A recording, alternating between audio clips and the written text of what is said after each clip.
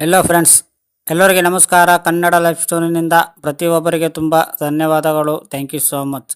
ದಾಂಪತ್ಯ ಜೀವನ ಕಾಮರಹಿತ ಆಗಲು 5 ಕಾರಣಗಳು ಇಲ್ಲಿವೆ ನೋಡಿ. ನಮ್ಮಲ್ಲಿ ಬಹುತೇಕ ಕಾಮರಹಿತ ದಾಂಪತ್ಯ ನಡೆಸುತ್ತಿರುತ್ತಾರೆ. ಆದರೆ ಇದಕ್ಕೂ ಕಾರಣಗಳಿವೆ.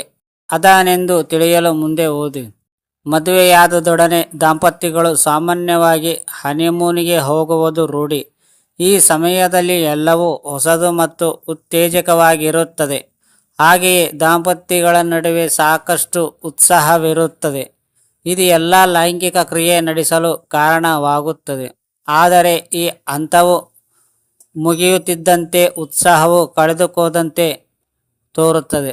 ಮತ್ತೆ ಕೆಲವು ಜೋಡಿಗಳ ತಮ್ಮ ಜೀವನದಲ್ಲಿ ಸಾಕಷ್ಟು ಸಮಸ್ಯೆಗಳನ್ನು ಎದುರಿಸಲಾರಂಭಿಸುತ್ತಾರೆ.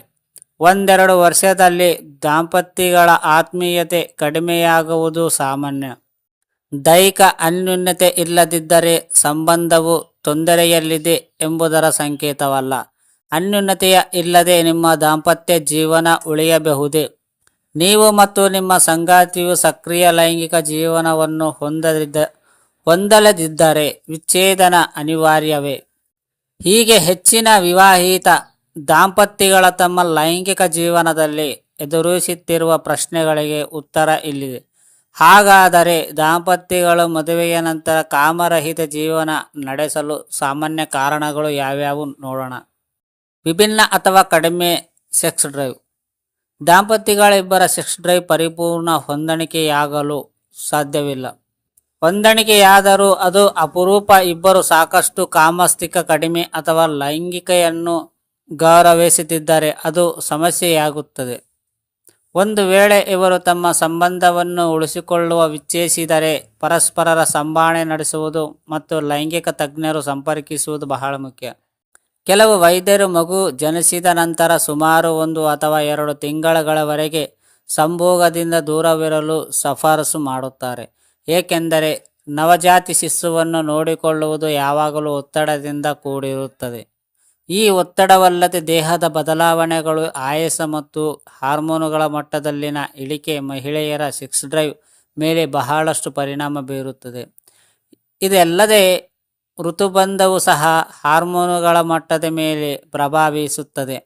ಅದಕ್ಕಾಗಿಯೇ ಋತುಬಂಧ ಮತ್ತು ಕಾಮರಹಿತ ವಿವಾಹವಾದ ನಡುವೆ ಬಲವಾದ ಸಂಬಂಧವಿದೆ ಎಂದು ಹೇಳಲಾಗುತ್ತದೆ.